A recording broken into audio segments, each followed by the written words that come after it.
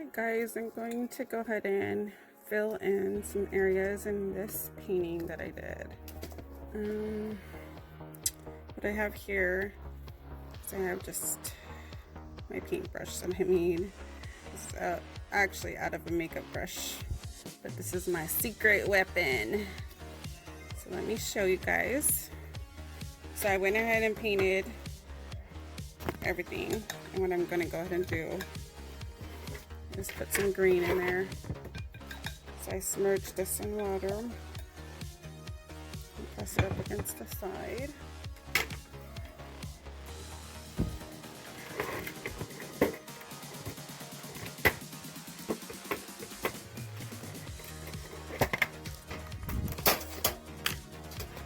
So right here I have Winston and Newton. I just went ahead and this is my old marker case that my watercolor markers came in, so I just used it. I love to repurpose things because it's always a plus to repurpose. So I need to get these greens out of here. I'm gonna have to add more water and get it more of like a muddy. I like that all these greens are together. So I'm gonna go ahead and fill in all these areas right here that you see on my painting. So what I'm gonna go ahead and do is keep doing it, mixing it. If you want to get like a darker green, it's okay if it does bubbles once you press it on there. So what you're going to do is just lightly pat in here. You want to fill in all these areas. Just do it lightly, so you don't want to take away the details of the leaves. So go ahead and keep patting. Pat, pat, pat. Pat, pat, pat. Just keep patting in there. You guys can also do this effect with, you just get a round brush. Let me show you my other one. You get an old round brush that you're no longer using. You just cut it straight off the top. So you get it, you just cut it. And this will give you the same effect. Just make sure you submerge it in a lot of water and you get a lot of water.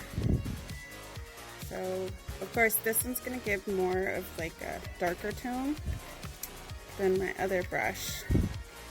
So, but it does the same effect. But remember what I said, you don't want to get rid of the details of your leaves because you're going to have to go back over those leaves to bring them back out. So just pat in there so you can give it the watercolor effect and bring your leaves out more.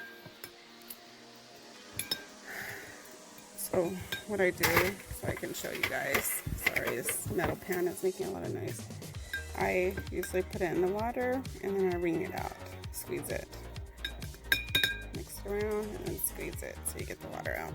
Because you want your brush to be able to pick up the colors. It's still wet, so go ahead and pat, pat. We can go ahead and pat up here some more. So we want to give it like, you know, like a shaded background. Alright, so you can also do this to the backgrounds for sky, but I usually leave it white and then I usually scatter some other colors into the background that I want to use. So,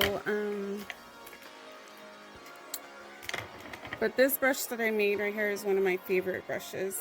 Like I said, this is just out of an old makeup brush.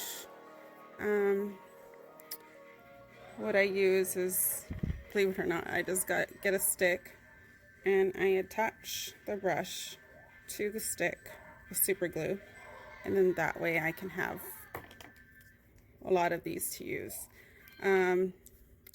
This round brush, it doesn't really go as much as this one right here. I like the effect that it gives on this one.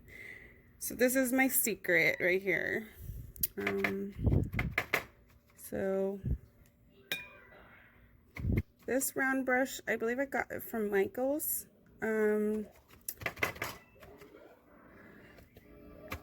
It works too, but it's going to bring in more paint, more color and more paint.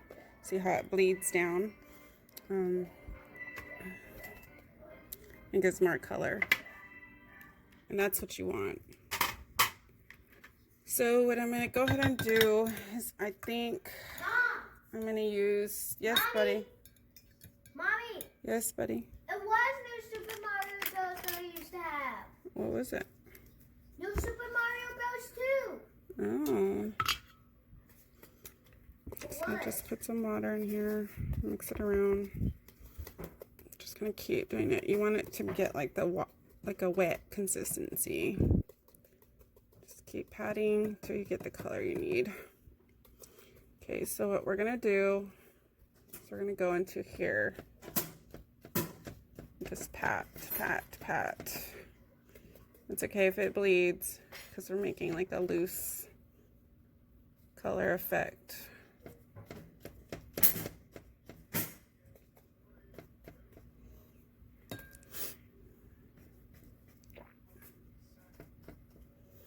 And then later on, you can go back in there and do the details that you want. Fill in where you want. I usually just let mine. I paint upright so that way my colors can flow. I like the extra muddy, not muddy, but make sure your painting is completely clear before you do this. And I'm gonna go ahead and use this brush right here that I got from eBay. What?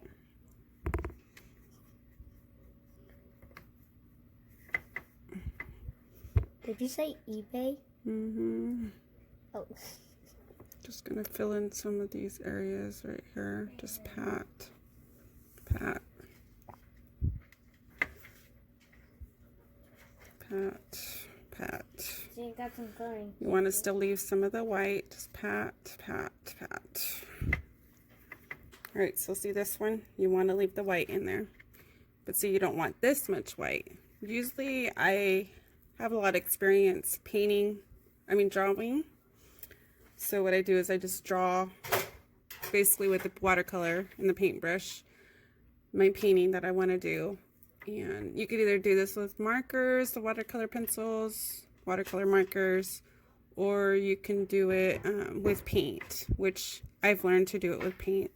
But it took me about 2 years to do that. So just, you know, be patient and you'll get there. So you don't want to paint down, you want to just pat. Thank you, buddy.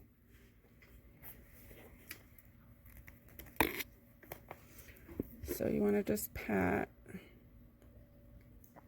I know this has like a little bit of a brown tint in it, but it's orange. And I think what it is the orange and the green. That's bringing it to like more of an orange. So we're going to go ahead and get some orange and go back over that. Sorry guys, bear with me. These are just getting used to this tutorial stuff. So I just want to pat. My last, my last effects, if you guys have noticed, I do a lot of light painting. My last couple layers, I usually try to just pat, not do too much. You know, because you want it to still give the mom effect. And you want the colors to bleed down to give you that other color effect. So, what I need to do is I still need to go over, I'm going to use this brush to go over my leaves. You can either just use the same kind of effect, pat some of them of course, and then just lightly go over the other ones. Lightly. You don't want to ruin this look down here that we've created the illusion of the greenery behind us, but we do want to bring out the leaves. So just go ahead and keep highlighting your leaves and then work your way up. And I know I had told you guys before, I learned to paint upright. So that's going to take some skill and some time. So I would start small and then gradually work yourself up. Alright, so we're going to go ahead and go to the top, which of course the top gets a little bit more complicated. But take your time. Also too, if it gets too crazy up here, you can always just pat and pull down.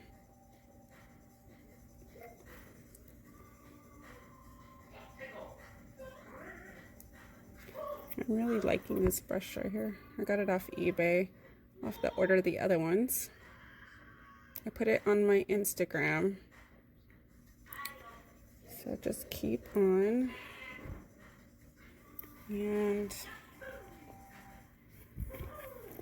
let's see, right in here, we probably need to bring this, make this a little bit darker so we can see where all the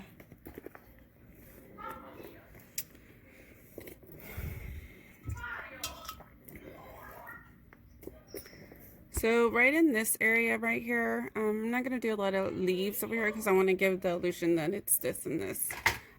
So what we need to do on this side is we need to create some more, probably go in here and bring out, take away some of those white spots. So let me rinse this brush off. Go ahead and give it some more. Spike, what are you doing?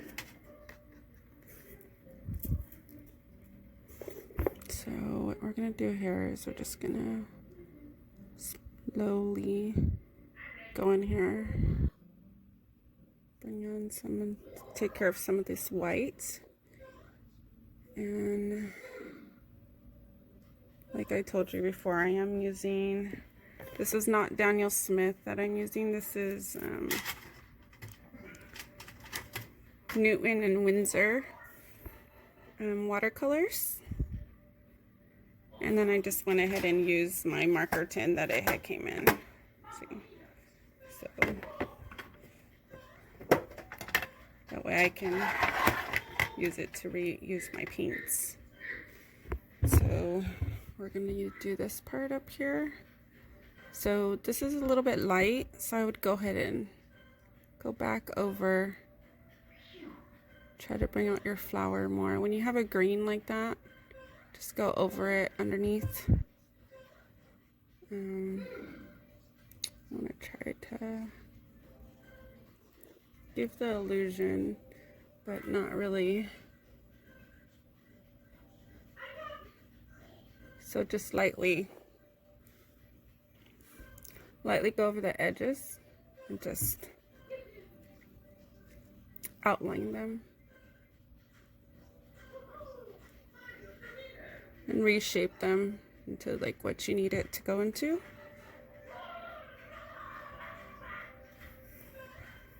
Alright, I think that looks great. How does that look?